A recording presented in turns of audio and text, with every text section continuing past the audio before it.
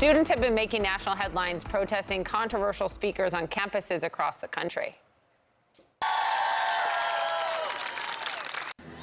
That is at James Madison University in Virginia. Just on Wednesday, students were demonstrating against a conservative speaker who they accused of spreading hateful anti-transgender messages. This month alone, we've seen protests like this from coast to coast, protests that have led to a debate over the state of free speech on college campuses. CNN's Ellie Reeve caught up with some students and educators at the University of Pittsburgh after they protested an event featuring a right-wing commentator.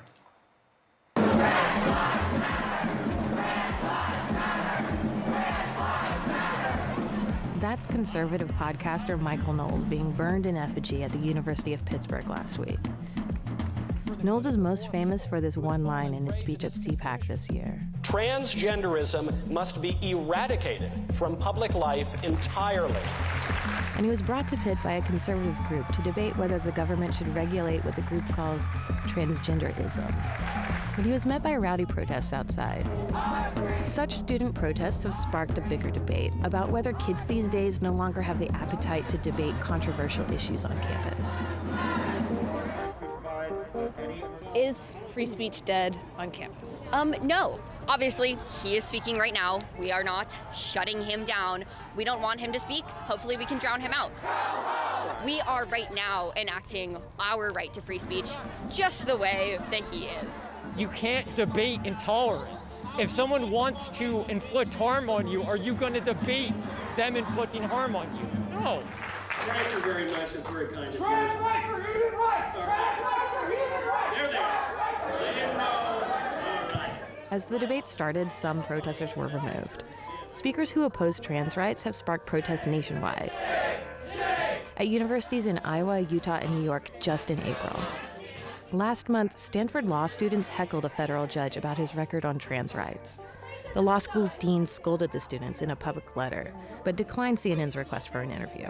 Do you think kids are less able to take or listen to opposing views now? No, I don't think they're less able to listen to opposing views. I just think they take less crap as they get older and realize that hate speech is hate speech and free speech is free speech, and I do believe the two things are very different from each other. These speakers are often brought to campus by outside conservative groups, such as the Intercollegiate Studies Institute and the Young America's Foundation. Then the university has to figure out how to deal with the backlash. Afterward, those groups sometimes post videos of the event in which students are humiliated. It's not a coincidence, right, that these events keep unfolding the way that they do. It's a deliberate strategy on the part of these organizations to try to find a controversial speaker, try to provoke the liberal students into having a reaction, and making sure all of that gets filmed and edited in a certain way that makes those students look as bad as possible. ISI's president told CNN that it has no institutional strategy to provoke backlash, but it picks speakers who are substantial and provocative. YAF said it brings speakers who engage in healthy exchange of ideas with students with opposing views. I think we do need to step back and say, what do we want out of this conversation? There needs to be some kind of reason to put it in front of people. And I think very often what gets skipped in these invitations is, in place of value, you get controversy. More than 11,000 people signed an online petition against Knowles and two other conservative speakers invited to Pitt. The school went forward with the events, saying it upholds the principles of protected speech and expression, though that speech can contradict the school's values. Knowles had been scheduled to debate Professor Deidre McCloskey, who's trans. But McCloskey pulled out the week before, telling CNN that Knowles was not a serious person. Then ISI, the sponsor, offered trans writer Charlotte Clymer $10,000 to sub in. She said no. $10,000 is a lot. Oh, yeah. $10,000 is a lot of money. That would have paid off my car. That's half a year of rent. Have you ever been offered that much? No, not even close. What does that sum say to you? It says they're willing to pay anything to grow their entertainment enterprise. I don't know why trans folks are expected to accept the premise that our humanity is up for debate. If it were a debate on whether or not to allow racial segregation back into society, we wouldn't have a debate about that. That would be unacceptable. Finally, gay libertarian podcaster Brad Palumbo agreed to debate Knowles. Mr. Palumbo, it's awesome that you could come here on such short notice. How much did they pay you to do it? A lot. Knowles, through a spokeswoman, declined an interview with CNN. And despite its emphasis on free speech, ISI demanded media not film more than the debate's opening remarks. But once the event got going, no one ushered the media out.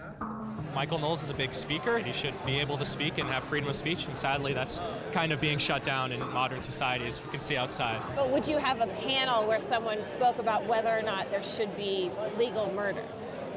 No, because murder is objectively wrong and you're killing someone, but I would not put that on the same scale.